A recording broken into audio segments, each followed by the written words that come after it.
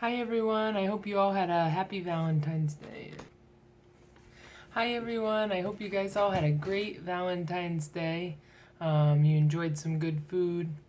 The point of my video today, it is Motivation Monday, so I want to motivate everybody to stay on track. I've been doing like a self-care message on Mondays, but today I really wanted to focus on getting back on track because I've seen a lot of things about people getting off over Super Bowl and getting off the eating plan during Valentine's Day, and they think like, oh my gosh, I can't get back on track. So I just wanted to like refocus and remotivate you guys. Like if you guys did have a rough day or a rough week, I really encourage you to get right back on it.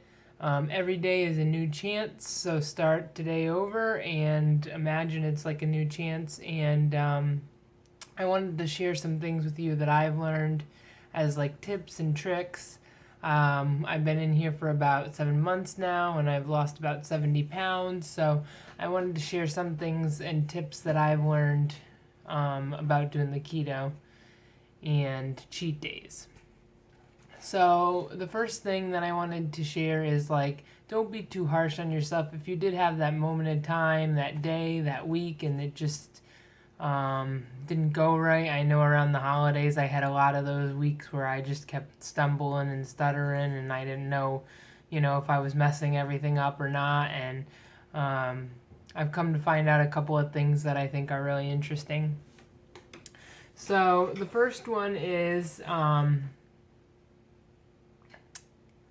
that one day is not going to kill you. It's not going to completely devastate your diet. You will be able to hang in there. You will be able to get back into the ketosis. So a couple of things about that though. The longer that you've been on the diet, the easier it is to get back into it. So if you are going to have a cheat day or a cheat week and it's planned, I would say try to strive for after you've been on keto for a while. So when you're going on keto, here's the long story short. So your body runs on carbs, and then you take the carbs away, and your body becomes what they call fat adapted. So once your fuel source changes over, your body will. It's kind of like a car. So you're running on a certain type of gasoline, and then you switch over, and now you're running on this new type of gasoline. So you want to make sure that you have a good foundation of that first.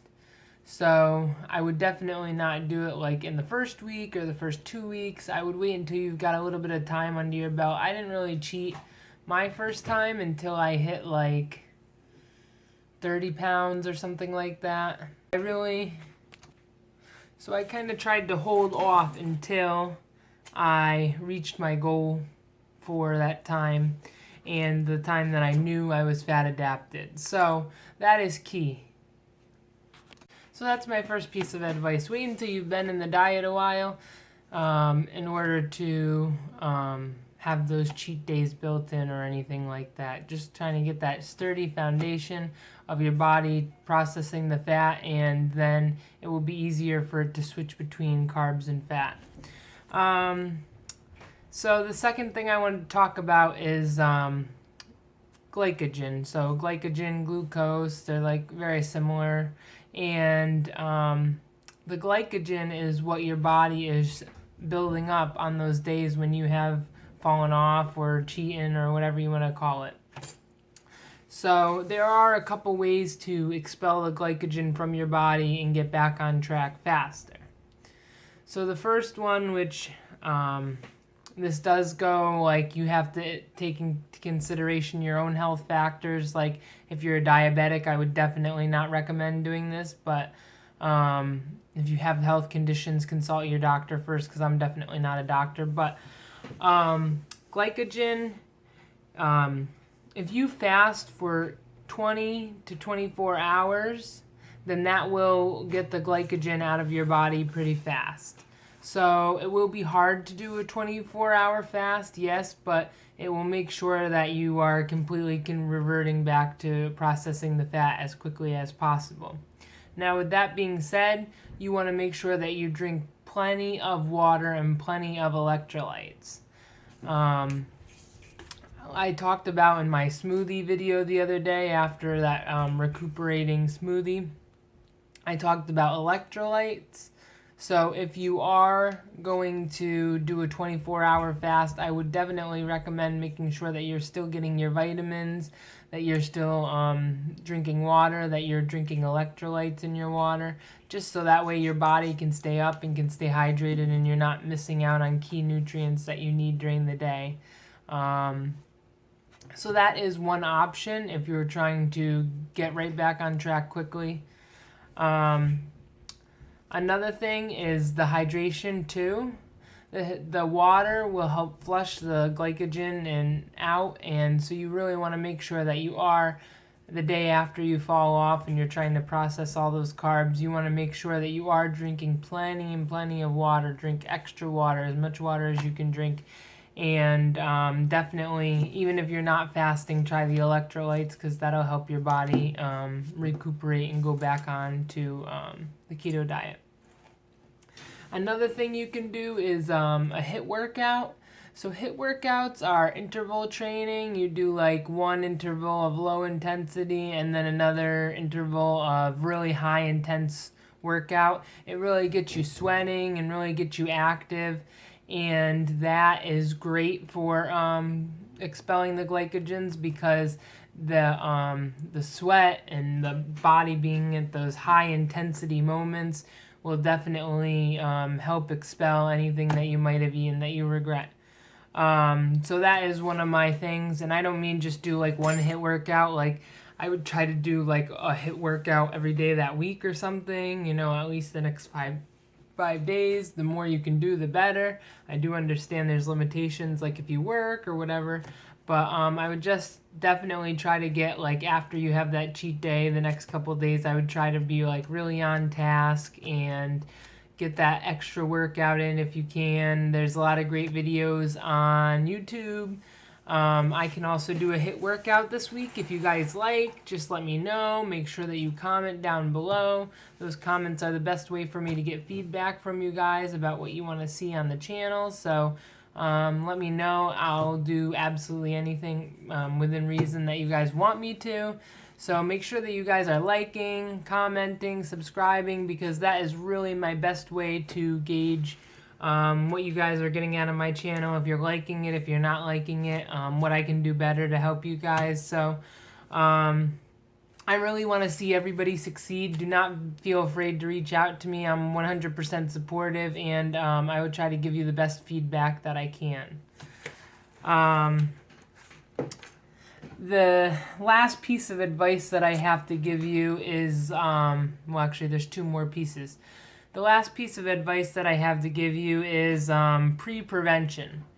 So if you're thinking in terms of you have birthdays coming up or anniversaries coming up or holidays coming up, you want to think about what you can do before the holiday gets there. So if you know that it's Valentine's Day and there's going to be tons of sweets around, you could go online and check out my brownie batter fat bombs, and maybe those will help your cravings, or my peanut butter hearts, or just something to get you prepared for that. And then maybe everybody can enjoy something that's a healthy treat. I can tell you that my kids ate the fat bombs and they ate the Reese's peanut butter cups, and they did not complain to me one bit. So just things like that. Just make sure that you're like preparing. Preparation is key. So think about like this past week we had Chinese food at work. So I said, you know what, I'm gonna get something that's more keto friendly than not, which is hard to do with Chinese because it's a lot of rice and noodles.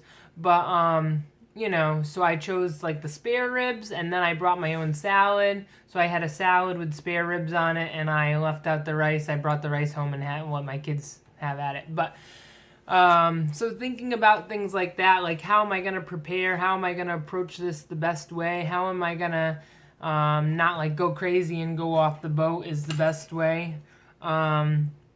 So if you're really struggling with this, there's a couple of questions that you should ask yourself. like what can I do before the event to make it healthier. So Super Bowl, you know, we had all those tips about all these healthy snacks that you can have, the best way to approach the alcohol. So just having somebody to help you with preparation, or just doing it yourself, preparing yourself and saying like, okay, this is what I'm going to eat, this is what I'm going to have. That is I think like the key to success when you're talking about like cheat days with birthdays and anniversaries and things like that, holidays.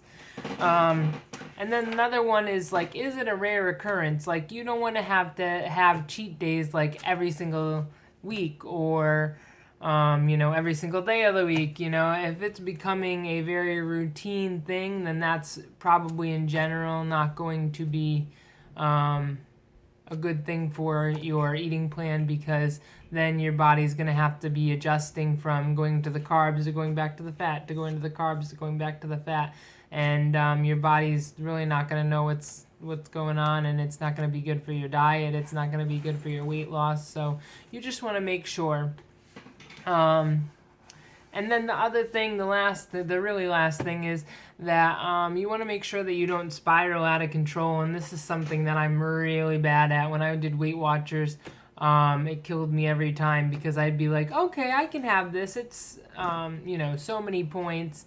And then I'd find myself saying, oh no, I had another one. Oh, well, now I'm already over, so now I might as well eat the whole bag, slice of banana bread. Oh, well, I already had one slice, so I might as well eat the whole loaf. That's kind of like what mentality I usually have going towards things. So it is taking time, and I'm still working on it.